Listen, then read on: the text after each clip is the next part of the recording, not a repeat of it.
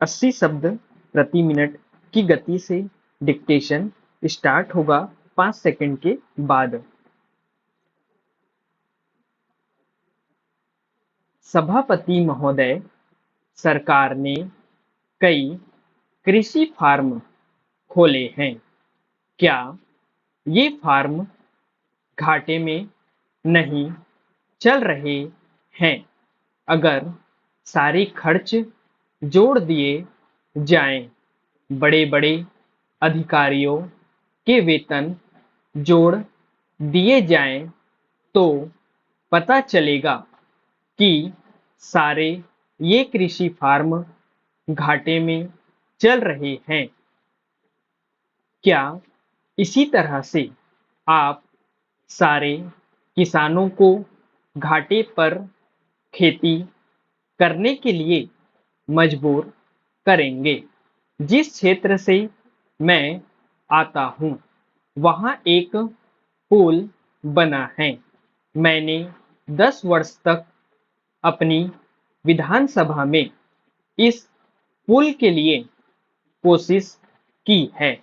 जिस दिन से मैं यहाँ आया हूँ, बराबर उसकी चर्चा करता आ रहा हूँ, बराबर कोशिश कर रहा हूँ। मैं कहता हूँ कि गंगा पर वह पुल बने।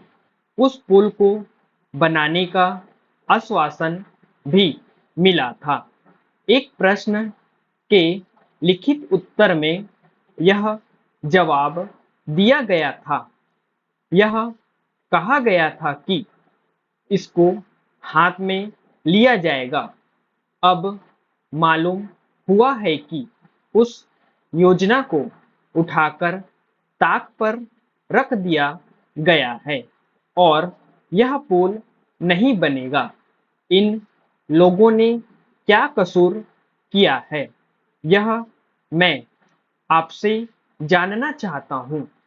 हमारे क्षेत्र के लोगों ने पाकिस्तान की लड़ाई में सरकार को हर तरह का सहयोग दिया था, हर तरह की सहायता दी थी।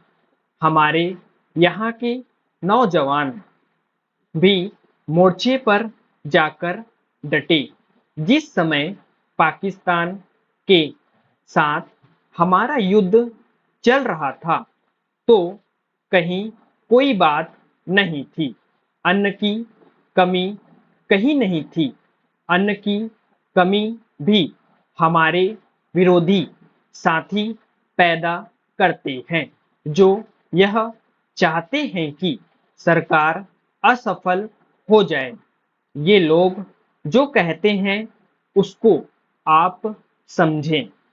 एक तरफ तो हमारे मित्र की बात है जो देश के बड़े-बड़े शहरों में दंगे करवाते हैं। दूसरी तरफ हम हैं जो कि इनकी बातों को नहीं समझ पाते। इनको सभी वे लोग मिल जाते हैं जो बेकार होते हैं। ये जो दंगे करवाने के लिए उत्सुक हैं, इसलिए सरकार का इन सारी चीज़ों की तरफ ध्यान जाना चाहिए और उसको सोचना चाहिए कि क्या तरीका इन सब से बचने का हो सकता है।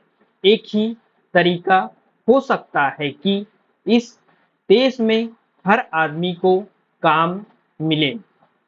देहात में लोगों को करने के लिए काम मिले और खादी कमीशन की जो योजना है और जो कि एक अच्छी योजना है, वह ठीक तरह से चले। सौभाग्य से मैं आर्य समाज संगठन से संबंध रखता हूँ। स्टॉप।